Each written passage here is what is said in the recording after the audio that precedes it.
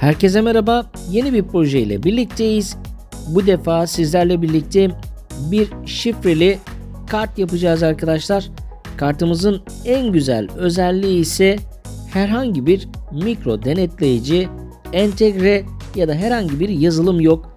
Bütün sistemi kontrol eden sadece bir tane MOSFET'imiz var. Devre şemasını incelerseniz devrenin ne kadar basit ve etkili olduğunu anlarsınız. Şimdi gelin birlikte devre elemanlarımızı PCB üzerindeki yerlerine yerleştirelim ve birlikte projeyi çalışmaya hazır hale getirip test edelim.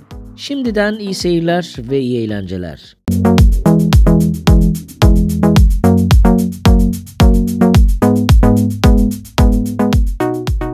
Devrenin çalışmasından basitçe bahsedecek olursak arkadaşlar, devre şemasında gösterilen 1, 2, 3 ve 4 numaralı anahtarların PCB üzerine 25-69 olacak şekilde yerleştirilmesiyle oluşuyor.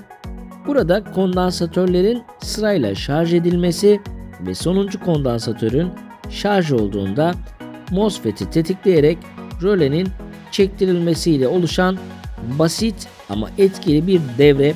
Şimdi lehimleme işleminin ardından güç vereceğiz ve devremizi birlikte test ederek projemizin çalışıp çalışmadığına bakacağız.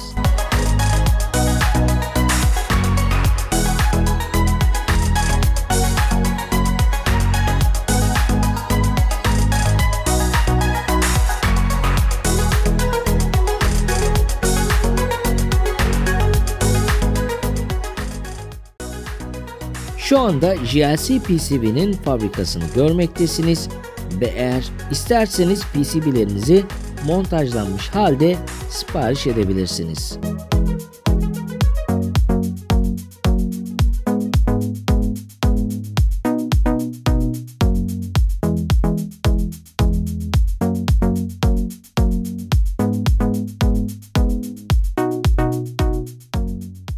Videonun açıklamalar kısmında bulunan bağlantıyı kullanarak JLC PCB'ye üye olarak hem beni destekleyebilir hem de indirim kuponlarınızı alabilirsiniz. Bu ve bu tarz projelerin devamı için bu bağlantıyı kullanarak JLC PCB'ye üye olmayı unutmayın.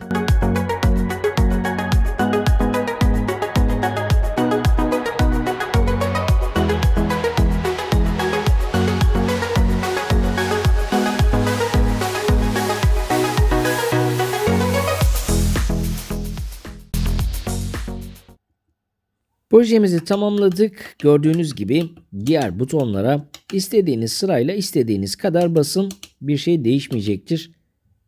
Ancak doğru şifreyi girdiğinizde yeşil ışığımız yandı ve rölemiz çekildi arkadaşlar. Tekrar göstermem gerekirse gördüğünüz gibi doğru şifreyi girdiğinizde kart aktif olacaktır. Şimdi çıkışa bir tane lamba bağlayarak tekrardan projeyi test etmek ve sizlere göstermek istiyorum.